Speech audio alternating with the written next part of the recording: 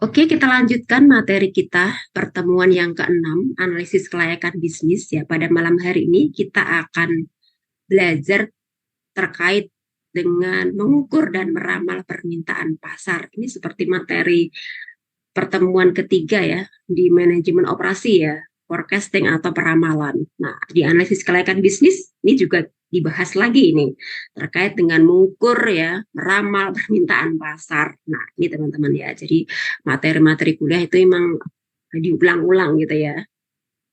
Apalagi di analisis kelayakan bisnis ini ya. Nah, sebelum kita membahas ya terkait dengan perahmalan pasar. Nah, ya, kita pahami dulu nih pengertian pasar. Nah, pengertian pasarnya juga ada di manajemen operasi ya. Nah, di manajemen pemasaran juga ada. Ini diulangi lagi ya di materi ini ya. Bisa minta tolong dibacakan nih, Mbak Uci, bisa minta tolong dibacakan pengertian pasar. Ya, Bu. Pengertian pasar. Pasar adalah sebagai tempat bertemunya pembeli dan penjual melakukan transaksi jual beli barang dan jasa. Pasar modern adalah jenis pasar di mana produknya atau barang dan jasa dijual dengan harga yang sesuai sehingga tidak ada negosiasi harga barang antara penjual dan pembeli. Ya, oke, terima kasih Mbak Uci sudah dibacakan. Jadi udah jelas ya teman-teman, ini materinya diulang-ulang ya. Minggu lalu juga sudah membahas terkait dengan pasar gitu ya. Jadi ada pasar tradisional, ada pasar modern gitu ya. Bahkan kalau pasar tradisional tuh eh, kemarin ya pernah ya dia bilang Mbak Sarah kalau nggak salah, ya Bu pasarnya becek. Saya masih ingat tuh ya. Pasarnya becek tuh kalau pasar tradisional gitu ya. Nah gitu ya. Kalau pasar modern ya eh, lebih enak di sana gitu pasar modern gitu ya. Contohnya supermarket, nah gitu ya. Jadi sudah ada harga ya, harga tetap di situ ya. Jadi tidak ada tawar menawar gitu. Itu lebih mudahnya ya gitu ya. Sudah ada label harganya nah, gitu ya. Kalau pasar tradisional itu ya kita masih bisa tuh tawar menawar. Nah berapa nih harganya? Nah gitu ya. Nah ini juga sudah sering dibahas ya teman-teman, kita lewati saja ini definisi pasar ya. Pada intinya di situ ada transaksi jual beli ya, jadi ada penjual dan ada pembeli ya. Bahkan pasar sekarang itu sudah tidak harus bertemu langsung ya antara penjual dan pembeli ya. Sudah ada e-commerce ya, gitu. Jadi via online. Nah, gitu lebih mudah ya. Ada Shopee, Tokopedia dan sebagainya gitu ya. Jadi tidak harus bertemu langsung ya antara penjual dan pembeli. Namun tetap ada transaksi di situ, transaksi jual beli yaitu via online. Nah, ya.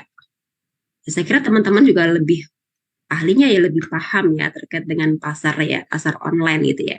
Udah sering transaksi ya teman-teman ya.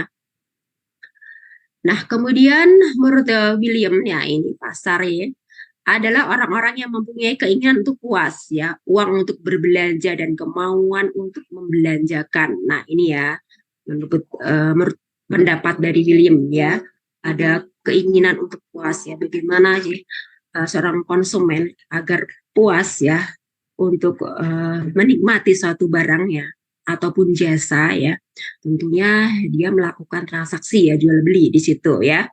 Jadi ada kemauan untuk membelanjakan uangnya. Nah, gitu ya. Jadi sesuai dengan yang diharapkan tentunya ya, gitu ya.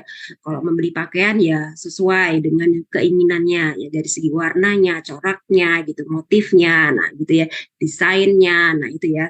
Nah, setelah membeli itu diharapkan konsumen tersebut puas ya. Tentunya itu tadi terkait lagi dengan kualitas. Nah, itu ya, kualitas barang atau produk ya.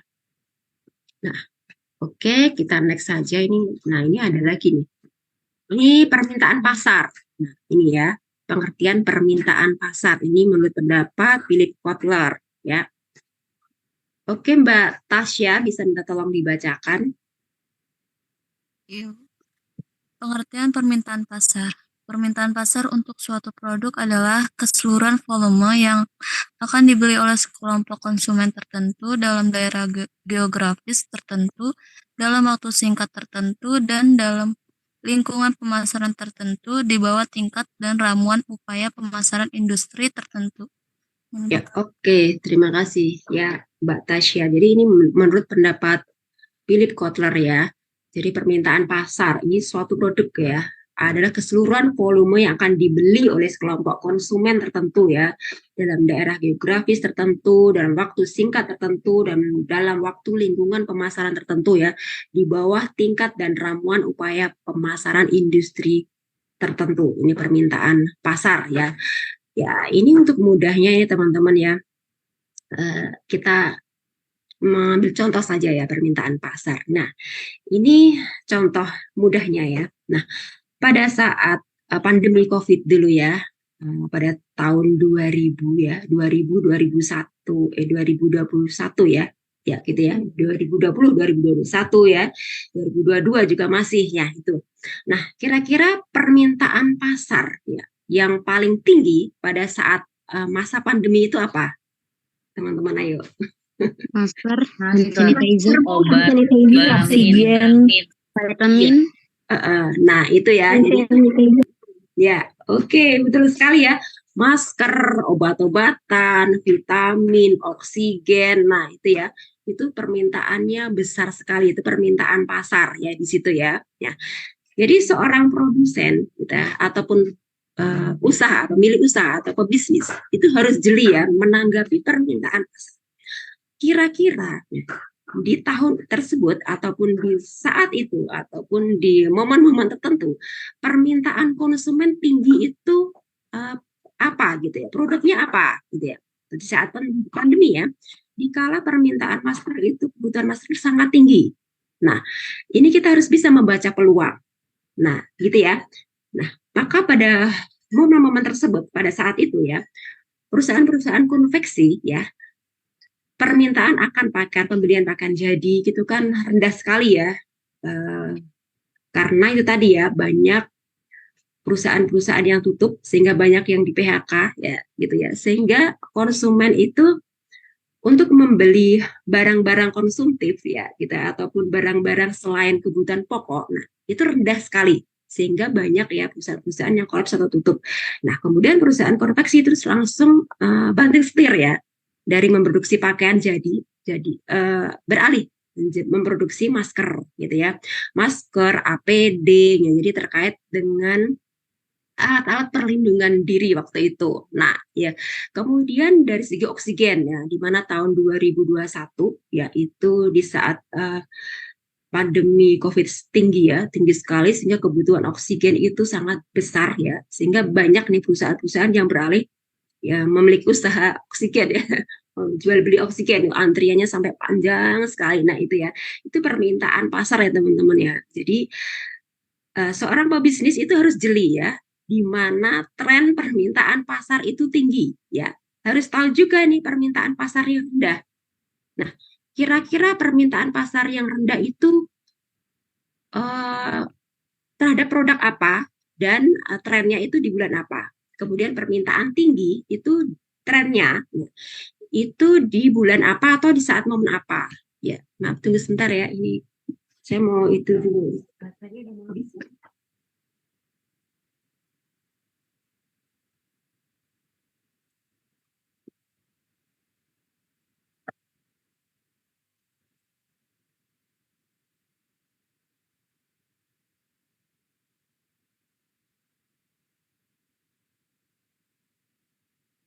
Oke, kita lanjutkan. Jadi teman-teman ya, itu tadi yang saya jelaskan adalah terkait dengan permintaan pasar ya. Kalau diberikan contoh kan teman-teman jadi langsung klik gitu. Oh yang dimaksud seperti itu ya, permintaan pasar. Nah, gitu ya. Jadi ada suatu tren permintaannya, kadang trennya turun, kadang trennya naik. Nah, itu seorang pengusaha itu harus jeli, harus bisa memantau ya kondisi keadaan pasar ya.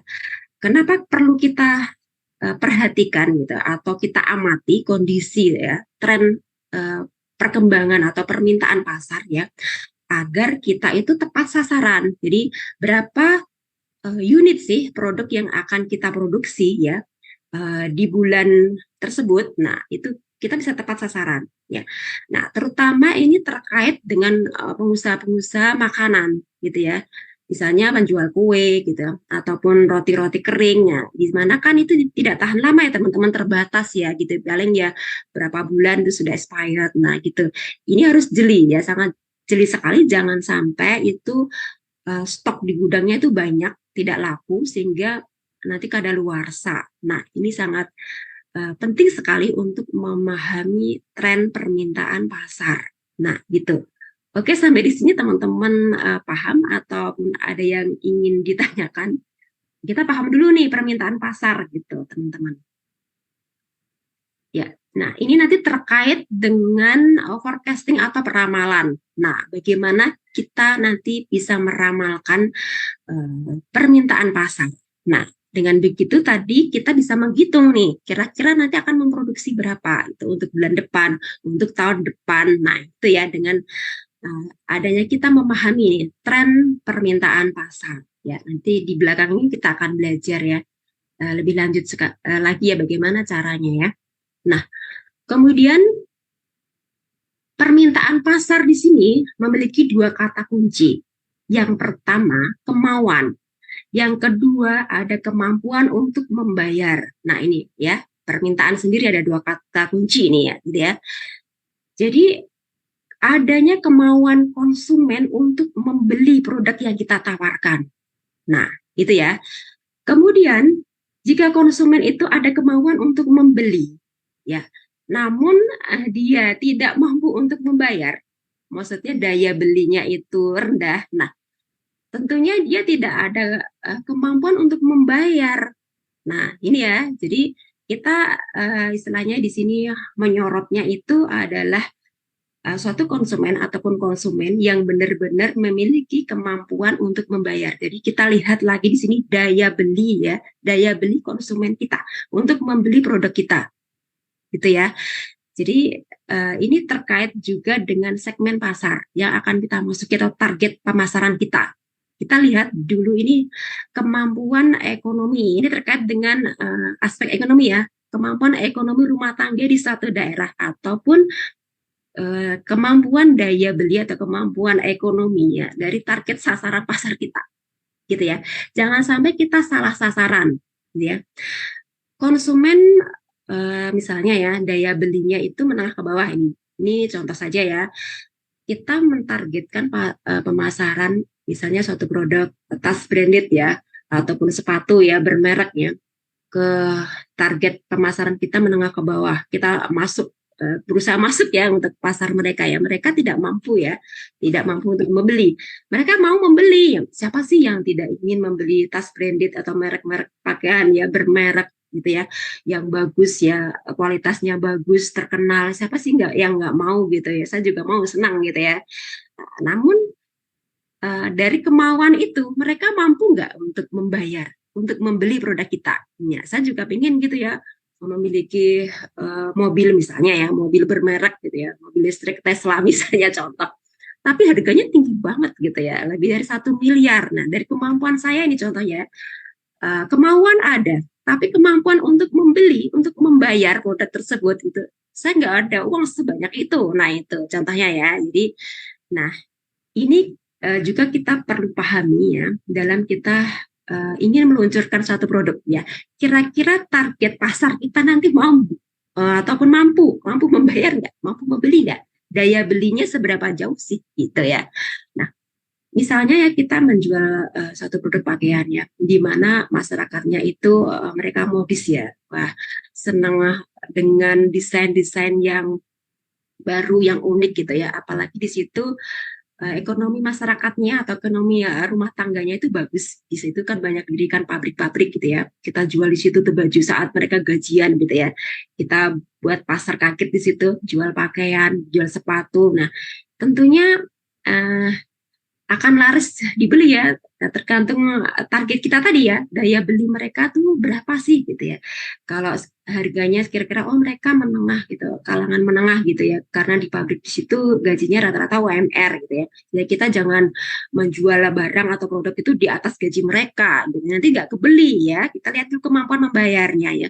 Misalnya UMR-nya atau UMP-nya itu 3,5 juta, nanti kira-kira karyawan pabrik itu gajian ya di tanggal 2, tanggal 3 itu kira-kira dapat 3,5 juta. Nggak mungkin kan 3,5 juta itu dihabiskan untuk membeli tas ataupun pakaian atau sepatu yang kita tawarkan gitu ya.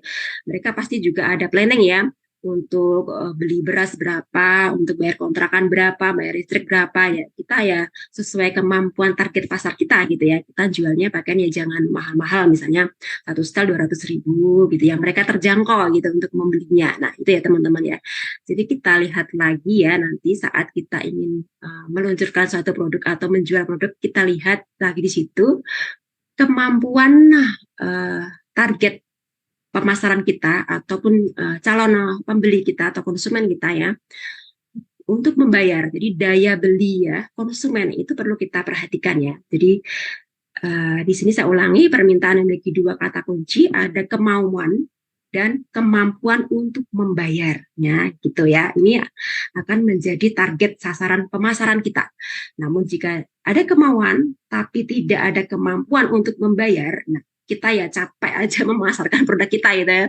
Produknya ini loh Bu, kualitasnya bagus gitu ya. Jadi ini branded gitu, awet. Nah, namun yang kita kasih penawaran itu daya belinya itu tidak mampu menjangkau untuk membeli produk kita ya.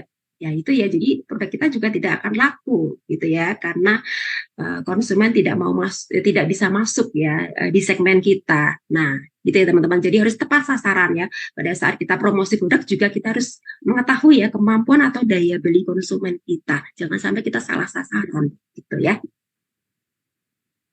Nah, untuk berikutnya di sini adalah pengertian pengukuran permintaan pasar. Nah, ini teman-teman ya. Nah, pengukuran permintaan di sini maksudnya adalah usaha untuk mengetahui ya permintaan atas suatu produk atau sekelompok produk di masa yang lalu dan di masa yang sekarang dalam kendala satu aset kondisi tertentu. Nah, ini ya. Ini untuk lebih detailnya itu ada di manajemen operasi ya, dalam menghitung peramalan atau forecasting ya dengan metode moving average ya. Seperti saya contohkan di itu ya YouTube saya sudah saya share teman-teman ya, ada yang sudah berhasil nih membuatnya ya. Saya senang sekali ya. Ternyata ada yang bisa ini membuatnya ya, menghitung peramalan dengan metode moving average ya. Nanti di mata kuliah ini ya dan akan saya berikan contoh beberapa cara menghitung peramalan. Jadi tidak hanya menggunakan metode moving average ya teman-teman, banyak ya metode untuk pengukuran permintaan atau peramalan itu banyak sekali gitu ya. Namun ya kita tidak pelajari semua ya di mata kuliah manajemen operasi ya. Kita mempelajari satu metode peramalan atau forecasting dengan menggunakan metode moving average ya teman-teman ya. Gitu.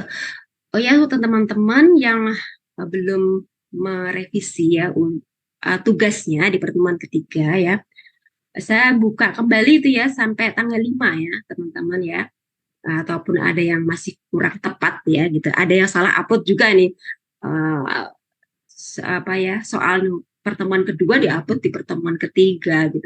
Karena saya ngecek ya teman-teman tugas teman-teman yang sudah masuk gitu ya, saya cek gitu ya. Kira-kira mahasiswa saya bisa mengerjakan nggak ya?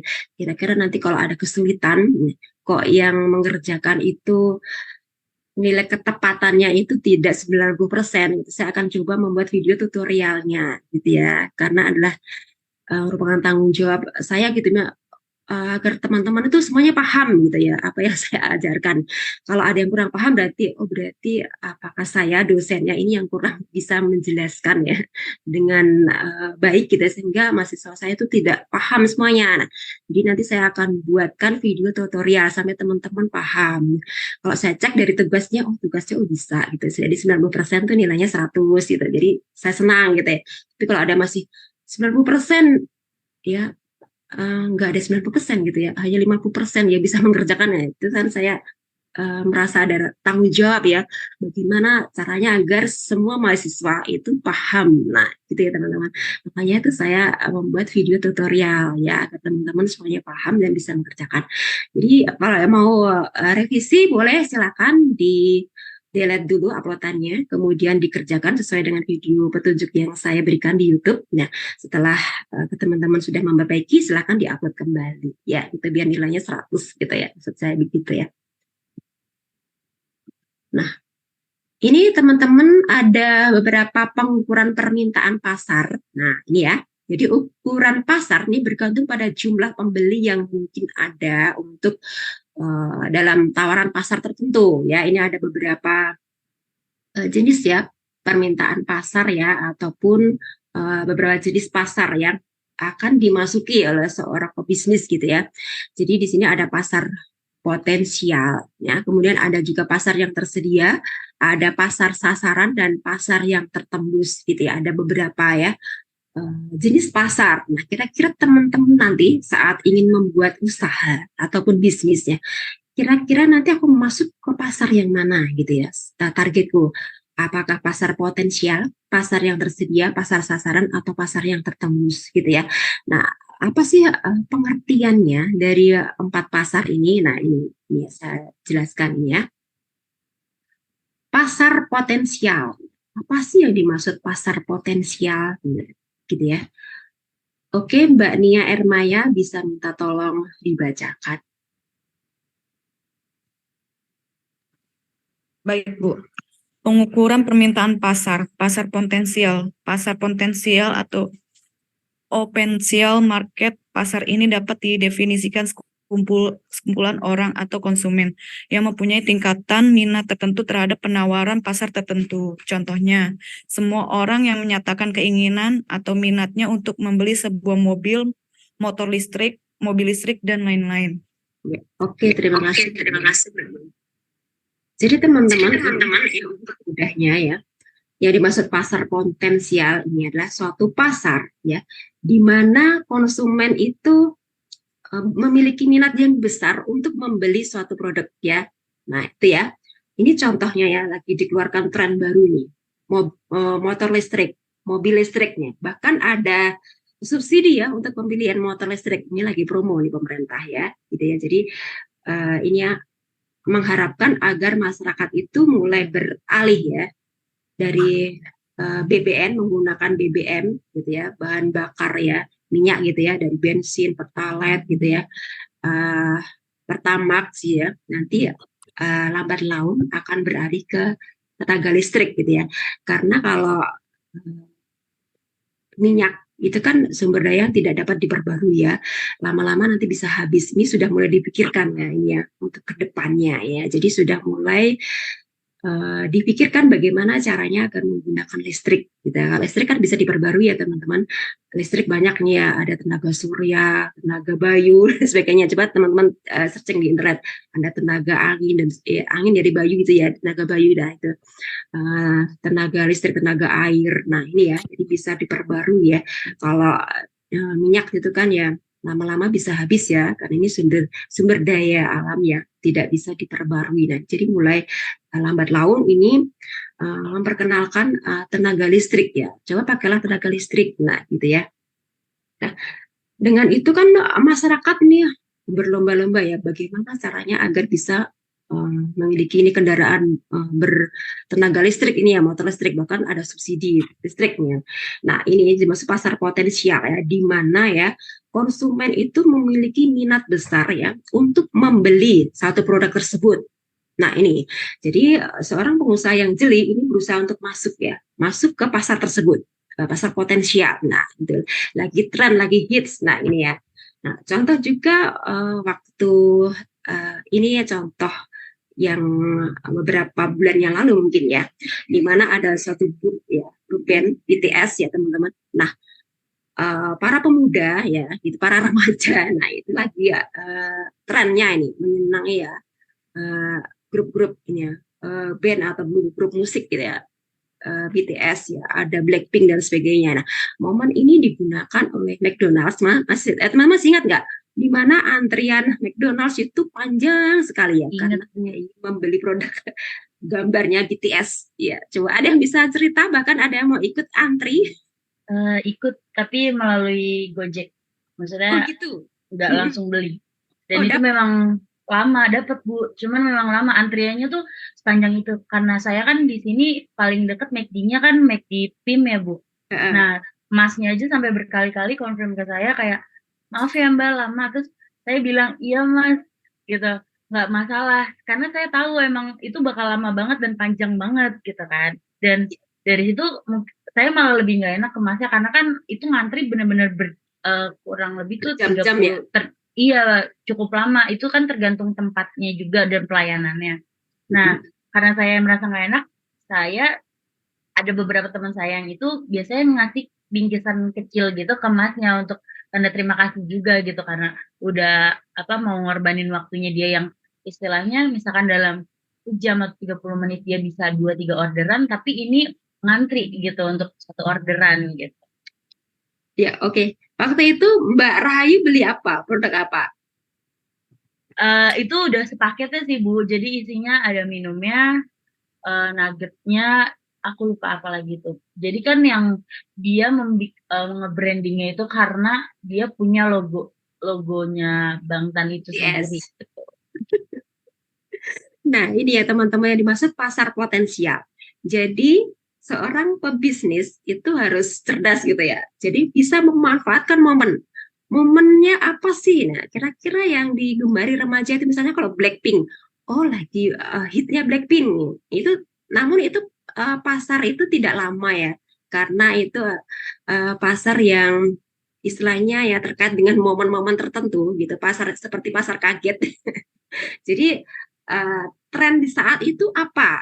Nah, itu harus dilihat, harus bisa masuk ke sana ya. Nah, ini dimaksud pasar potensial ya. Kira-kira yang potensial ya. Kita jualan produk apa nih di saat ini gitu ya. Nah, di saat ini kan di mana trennya pemilu. Nah, kira-kira jual apa di saat tren pemilu? Nah, itu teman-teman ya harus bisa jeli ya. Apa nih jualan apa nih pemilu gitu. Oh, di mana di situ banyak di partai-partai mencetak bendera, mencetak kaos ya. Cobalah diambil tuh usaha bisnis ya, buat penawaran gitu ya.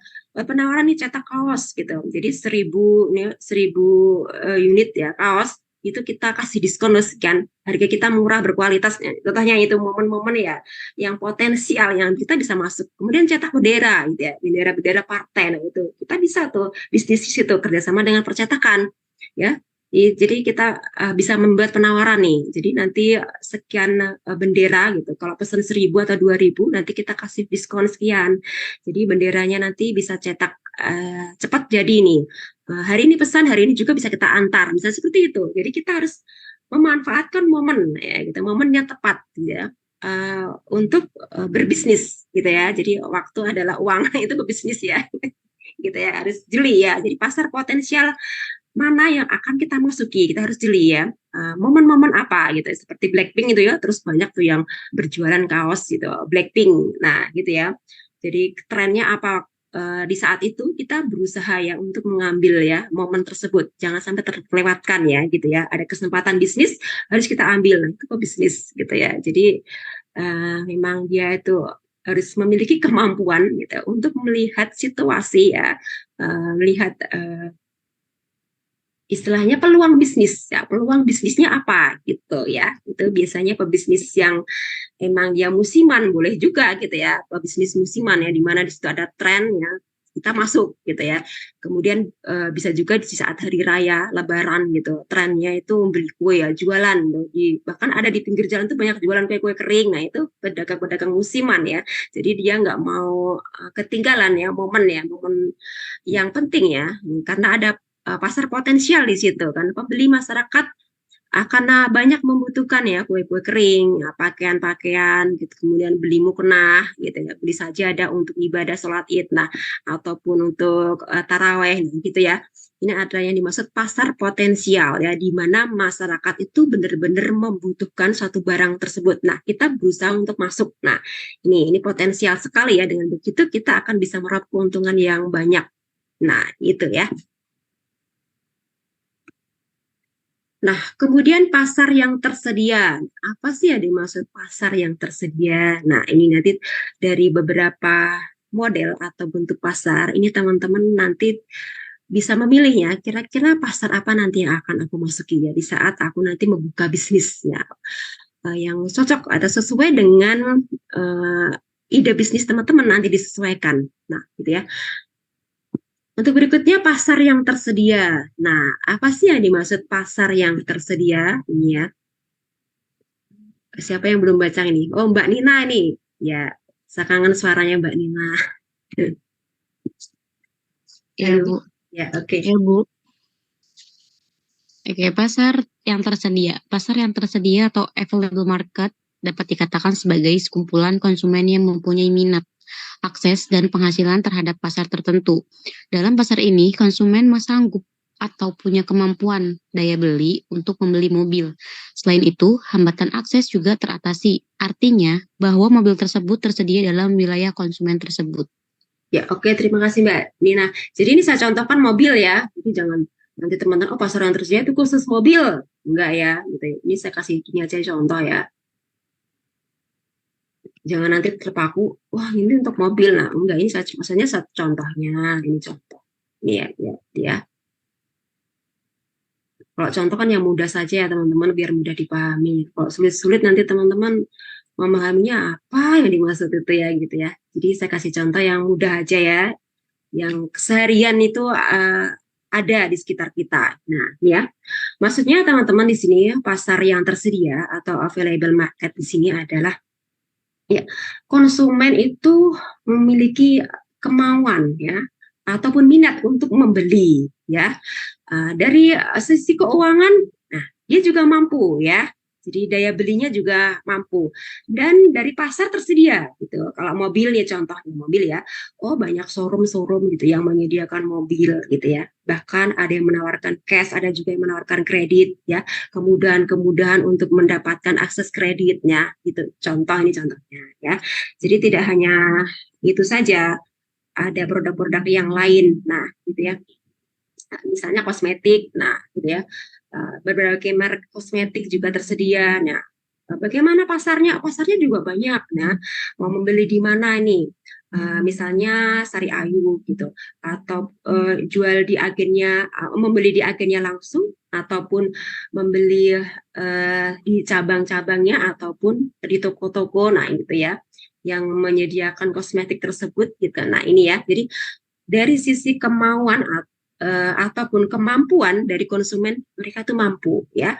Kemudian pasarnya ataupun yang menjual itu juga banyak, ada tersedia ya. Namun pasar yang tersedia di sini ya, tidak semua pembeli itu bisa kita maksudnya kita kasih gitu ya. Ada yang membeli mobil contohnya ya. Ini contohnya maksudnya ya. Nah, misalnya yang membeli mobil itu dia dari kemauan ada, uang punya. Ya. Nah, namun kan biasanya kalau mobil itu ada BPKB ya, jadi bukti kepemilikan tadi ya mobil ya, gitu ya. Nah, itu kan ada syaratnya ya teman-teman ya. Misalnya usianya itu bagaimana cara memiliki BPKB ya? Usianya harus 17 tahun ke atas ya. Ya, harus memiliki SIM. Biasanya ada syaratnya gitu ya. Memiliki SIM juga. Nah, kalau tidak usianya tidak sesuai gitu ya, bagaimana bisa ya itu terbitnya BPKB tersebut ya, tentunya tidak bisa ya karena ada syaratnya ya. Meskipun dia punya kemauan ya, punya uang untuk membeli, bisa jadi uangnya itu dari orang tuanya ya dikasih. Nah nanti atas nama kamu Nina gitu, sebagai ulang tahun nanti papa kasih mobil, kamu beli mobil lah, dikasih uang 1 miliar misalnya. Silakan kamu beli mobil. Namun usianya berapa? Usianya masih 14 tahun. Apa bisa gitu ya? Dealer tersebut memberikan BPKB tersebut atas nama anak tersebut di mana usianya masih 14 tahun. Nah, itu ya. Jadi di sini pasar yang tersedia, maksudnya di situ pasarnya memang tersedia gitu ya. Kemauan ya dan kemampuan konsumen ada. Namun ada beberapa produk di situ yang memiliki syarat. Nah, gitu ya. Syarat-syarat bagaimana bisa memiliki produk tersebut. Nah, gitu. Untuk kosmetik bagaimana? Nah, untuk kosmetik juga gitu ya. Kemauan ada, kemampuan juga ada ya. Misalnya kalau anak-anak nih ya. Nah, dia membeli kosmetik yang dimana di situ kosmetiknya untuk orang dewasa. Kalau dia pakai nanti kulitnya malah bisa rusak, bisa flek-flek. Nah, itu. Jadi ada batas-batas tertentu yang mana digunakan sebagai syarat ya agar konsumen tersebut bisa memiliki produk tersebut. Nah, itu yang dimaksud pasar yang tersedia di sini teman-teman ya. Gitu. Nanti konsumennya jangan protes ya. aku punya uang gitu ya, kok nggak boleh sih beli gitu ya. Gitu ya. Ya, misalnya contohnya ya gitu ya, anak-anak ya membeli satu produk eh, makanan gitu ataupun minuman ya yang tidak boleh dikonsumsi oleh anak-anak. Nah, gitu ya. Ya, seorang penjual harus bisa menasehati ya gitu ya. Jangan kamu konsumsi ya, ini untuk orang dewasa. Kalau kamu mengkonsumsinya nanti kamu bisa sakit ya gitu ya. Jadi tidak langsung diberikan saja. Nah, gitu ya. Jadi ada batas-batas tertentu ya di mana seorang konsumen itu boleh memiliki satu produk gitu ya. Nah, itu ya teman-teman ya. Oke, ada yang bisa mencontohkan teman-teman? Ya, kita sharing di sini ya, belajar bersama ya gitu ya. Ada yang bisa mencontohkan atau memiliki pengalaman?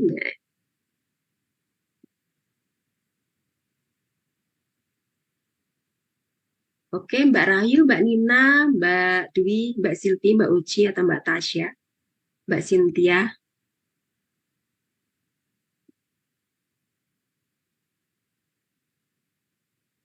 Nah, untuk contohnya juga ini bisa kalau kita membeli perumahan gitu teman-teman. Ya, kita ingin membeli rumah gitu ya. Uh, biasanya untuk BTN contohnya. Nah, itu kan di situ ada syaratnya ya. Nah, bagaimana sih seorang pembeli itu konsumen itu bisa mendapatkan kredit ya dari bank BTN ini untuk perumahan. Nah, itu kan di situ ada syarat-syaratnya ya gitu ya. Syaratnya A, B, C, memiliki KTP, surat keterangan bekerja di perusahaan, surat keterangan pendapatan ataupun penghasilan dan sebagainya. Nah, itu ya.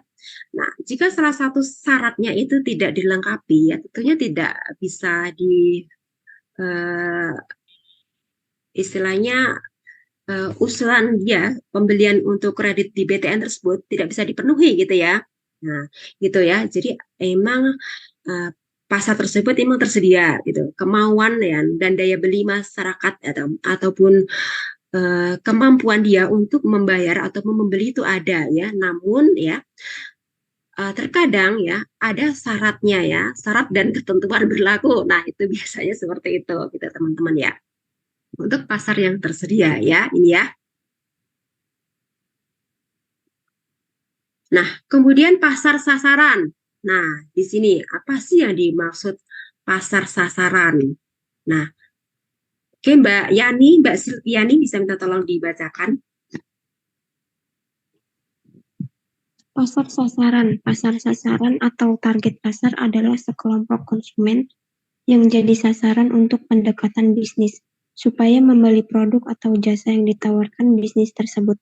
Contohnya, pasar sasaran atau market dari produk kerajinan adalah orang-orang yang menghargai dan mencintai kebudayaan tradisional.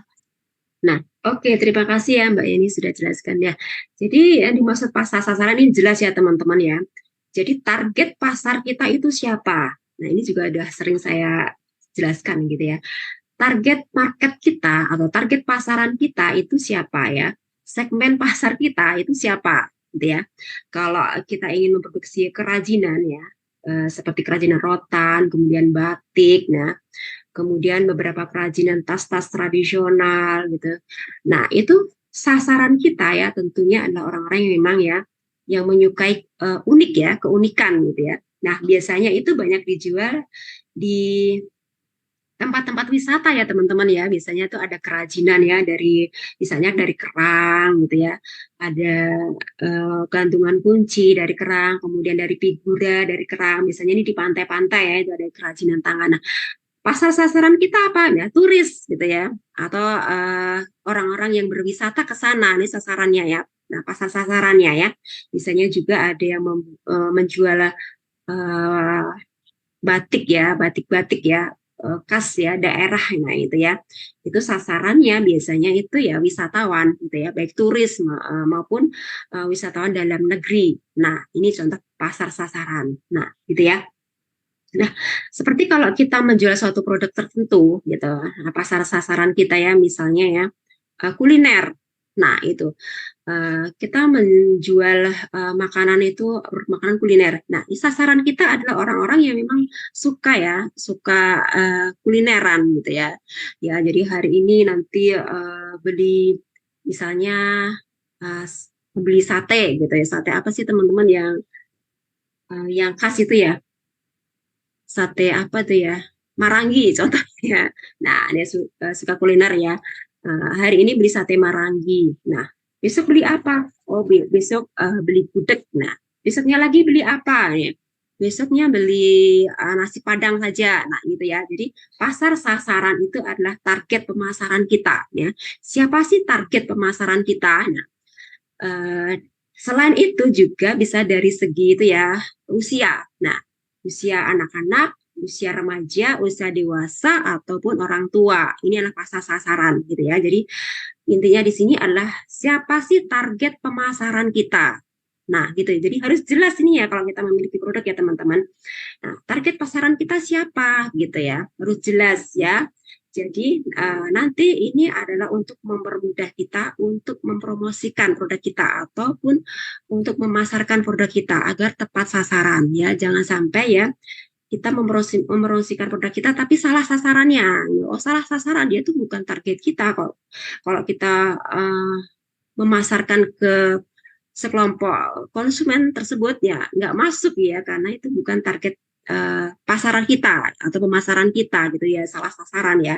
Misalnya kalau menjual selimut gitu atau pakaian tebal ya, kalau kita mempromosikan ya ke daerah-daerah pantai gitu ya, di mana di situ cenderung kepanas ya cuacanya yang gitu ya nggak masuk gitu ya, sampai kita capek lelah untuk mempromosikan produk kita ya omset kita nggak akan tercapai karena kita salah ya, salah target pemasarannya salah. Nah itu ya, nah itu pasar sasarannya tujuannya ya agar kita nanti tepat ya untuk memasarkan produk kita. Nah biasanya kalau pakaian tebal pegunungan ya, daerah pegunungan ya, pakaian tebal, selimut tebal itu di daerah-daerah puncak sana biasanya itu target pasar kita itu banyak di sana. Nah, gitu di mana udaranya itu sangat dingin. Nah, itu adalah contoh ya teman-teman agar teman-teman lebih memahami apa yang dimaksud pasar sasaran. Nah, itu ya. Nah, kalau ini menurut saya itu tadi teman-teman ya, harus jelas target pemasaran kita siapa. Jangan sampai kita salah ya, salah target pemasaran. Nah, itu ya. Kemudian pasar yang tertembus, ya di sini maksudnya adalah sekumpulan konsumen yang telah membeli produk perusahaan. Nah ini pasar tertembus ya. Intinya jika kita itu memiliki target ya, misalnya di bulan Oktober ya, kita memiliki target penjualan misalnya suatu produk ya, produk televisi gitu ya, ataupun handphone gitu. Target bulan Oktober untuk penjualan produk elektronik tersebut ya, misalnya handphone aja ya, handphone misalnya 100 ya, 100 unit handphone. Nah, gitu ya. Nah, setelah di akhir bulan ya kita lakukan pembukuan ya, ternyata mencapai loh gitu, bahkan lebih. Nah, bahkan target kita itu tidak hanya 100 unit, realisasinya bahkan lebih, bisa mencapai 150 unit. Nah, ini yang dimaksud pasar yang tertembus gitu. Jadi target pemasaran kita itu bisa tercapai gitu. Jadi konsumen ataupun pelanggan, nah itu membeli produk kita, nah itu sesuai dengan target, bahkan melebihi target. Nah, ini ya. Nah, ini saya contohkan ini misalnya produk mebel gitu ya, ada meja makan, kursi tamu, ya tempat tidur, lemari pakaian, meja kantor. Nah, itu ya. Jadi omset yang telah ditargetkan itu bisa tercapai. Nah, ini ya. Jadi ada data di situ ya, kan ada pembukuan. Nah, itu datanya jelas ya. Dari targetnya berapa, kemudian realisasinya berapa, itu jelas ya. Nanti kita bisa mengetahui ya, kira-kira tembus nggak pasar kita gitu ya. Target kita tembus nggak di bulan ini, tercapai nggak? Nah, itu ya. Nah, misalnya ini tidak tembus nih ya, ataupun tidak mencapai target ya. Nah, kita evaluasi ya teman-teman. Kira-kira apa yang menyebabkan target penjualan kita di bulan ini itu tidak tercapai ya? Apakah dari strategi pemasarannya gitu, ataupun dari kualitas produknya ya? Kualitas produk kita tidak bagus ya, sehingga konsumen tidak menyukai produk kita ya, lebih menyukai produk yang dihasilkan oleh pesaing kita gitu, atau kompetitor kita, ataupun dari segi promosi ataupun pemasaran kita kurang bagus ya, kurang tepat, kita evaluasi ya. Nah, dengan adanya evaluasi tersebut ya diharapkan kita bisa membuat perubahan ya. Bagaimana membuat strategi pemasaran yang jitu, yang tepat sasaran ya gitu ya. Ini juga terkait dengan mata kuliah manajemen perubahan, teman-teman. Jadi saling terkait ya gitu ya, adanya perubahan ya. Kalau kurang sesuai, kita berusaha untuk membuat perubahan. Kita evaluasi ya strategi pemasaran kita maupun produk kita ya. Jadi hal-hal apa yang membuat target kita tidak tercapai ataupun dari SDM-nya ya. Dari SDM-nya kurang pintar, kurang pandai ya, ataupun kurang ramah ya dari segi service excellent ya. Jadi kurang bisa membuat konsumen itu yakin atau percaya dengan produk kita ataupun tidak memuaskan ya pelayanan kita ya, sehingga konsumen itu merasa bosan gitu ataupun maksudnya merasa kapok ya dengan pelayanan kita ya. Kita evaluasi di situ ya. Jadi mana-mana yang membuat pemasaran kita itu gagal ya, tidak mencapai target atau tidak tembus nih gitu ya omsetnya. Nah, ini ya teman-teman yang dimaksud pasar yang tertembus. Nah, oke. Ya. Oke, sampai di sini ada yang ditanyakan atau yang ada yang ingin sharing pengalaman? Mbak Rahayu, Mbak Nina, Mbak Silvi, jam berapa ya? Nah, jam 9. Ya Allah, cepet banget ya. Oke, kita lanjutkan sebentar nih ya teman-teman ya. Sudah jam 9 ya, target saya tuh jam 9 sudah gitu ya, selesai gitu ya. Tapi karena saya asiknya saya menjelaskan sampai jam 9 ya lebih ya. Oke, saya jelaskan sedikit ya tentang pengertian peramalan karena ini juga sudah ada di manajemen operasi ya. Saya jelaskan sedikit ya. Jadi peramalan adalah proses untuk memperkirakan berapa kebutuhan di masa yang datang. Ini jelas ya teman-teman, seperti saya jelaskan di mata kuliah forecasting atau peramalan ya. Jadi ukurannya itu ada kuantitas, kualitas, waktu, lokasi ya. Ya. Nah, teman-teman nanti di sini ada beberapa jenis pendekatan dalam peramalan ya.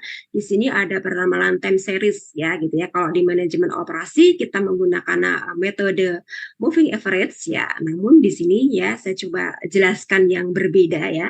Di sini ada pendekatan time series ya teman-teman. Jadi teman-teman nanti bisa memahami ya berapa macam ya tipe-tipe ataupun model peramalan ya. Jadi time series di sini adalah model yang tidak memperhatikan hubungan sebab akibat ya, atau dengan kata lain hasil peramalannya yang memperhatikan kecenderungan dari data yang di masa lalu yang tersedia ya. Jadi data yang di masa lalu kita gunakan untuk membuat peramalan ya. Ini hampir mirip dengan moving average ya. Namun di sini modelnya time series ya teman-teman ya. Jadi ini ada serangkaian data-data yang berurutan yang berjarak sama ya. Kita bisa menggunakan data mingguan, bulanan, tahunan. Nah, ini ya. Ini contohnya seperti ini ya. Nah, ini contohnya teman-teman ya. Nah, misalnya kita menggunakan metode tahunan. Nah, ini datanya ya kita ambilkan data tahunan ya teman-teman. Jangan satu baris data tahunan, baris berikutnya data bulanan, baris berikutnya data harian, nah gitu ya. Jadi harus ini istilahnya kalau tahunan semua gitu ya, tanggal sederajat gitu ya istilahnya ya. Ini adalah contoh tahunan, misalnya tahun 2027 sampai 2013. Nah, ini adalah jumlah mobil penumpang ya, istilahnya ini penjualan mobil penumpang ya gitu contohnya itu, atau bis. Nah ini ya berapa ribu sih yang terjual di tahun 2007 sampai tahun 2013. Nah, nanti berdasarkan ini nanti kita bisa membuat peramalan di tahun berikutnya berdasarkan tren ini ya. Ini menurut pendekatan time series. Nah, ini ya. Kemudian contoh pola musiman, kita juga bisa menggunakan pola musiman. Nah, ini ya. Ataupun tren-tren musiman seperti yang sering saya katakan tadi ya. Bahwa ada suatu musiman di mana itu musimnya hari raya gitu.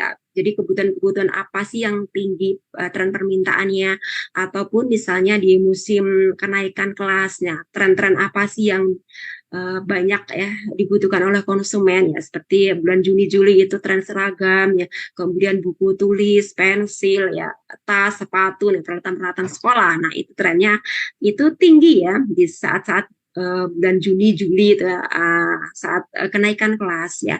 Kemudian di hari-hari raya ini trennya itu ya pakaian, kue-kue ya untuk hari raya gitu ya, untuk Lebaran ataupun Natal atau hari raya yang lain. Nah, itu ya. Jadi kita bisa memahaminya ataupun mengetahui peramalan ya, peramalan berapa sih penjualan yang akan kita jual ya di tahun depan ataupun bulan depan itu dari tren ya, ataupun pola musiman ya. Kemudian di sini data yang lain, nah ini bisa dari ini contoh grafik lagi ya, dan dengan memiliki pola tren. Nah ini contoh grafiknya ya, dengan time series spot of cost. Nah ini dari costnya ya, berapa sih costnya gitu yang dikeluarkan ya untuk memproduksi. Nah dari tahun ke tahun itu berapa. Nah itu dari pola-pola ini. Nah, dengan mendekatan time series ini, nah kita bisa menggunakan untuk meramalkan ya, meramalkan penjualan ataupun cost ya, atau perkiraan pendapatan. Nah, gitu ya. Oke, untuk berikutnya, ya, ini bisa menggunakan juga ya peramalan ini dengan pendekatan sebab akibat. Nah, ini ya, jadi pendekatan yang memperhatikan hubungan sebab akibat ya, atau cause effect method ya. Pendekatan yang menjelaskan terjadinya suatu kejadian atau explanatory method ya, oleh sebab-sebab tertentu. Nah, ini pendekatan sebab akibat ya. Nah, kita bisa menggunakan diagram fishbone. Nah, ini ya teman-teman, tentunya sudah mengenal ini ya pendekatan ya sebab akibat ataupun diagram tulang ikan. Nah, ini adalah suatu tools atau alat ya yang digunakan untuk mengidentifikasikan dan menunjukkan hubungan antara sebab dan akibat ya, agar dapat menemukan akar penyebab dari suatu permasalahan. Nah, ini diagram ini digunakan untuk mengidentifikasikan antara penyebab dari suatu permasalahan ya. Kemudian bisa juga mendapatkan ide-ide yang dapat memberikan solusi untuk memecahkan suatu masalah. Kemudian membantu dalam pencarian dan penyelidikan fakta lebih lanjut. Ini ya. Nah, ini adalah contohnya ya. Contoh diagram tulang ikan ya, atau fishbone chart ya, ini ya. Nah, ini ya, ini contohnya teman-teman, nanti saya bagikan ini PowerPoint-nya nanti untuk teman-teman pelajari ya gitu ya.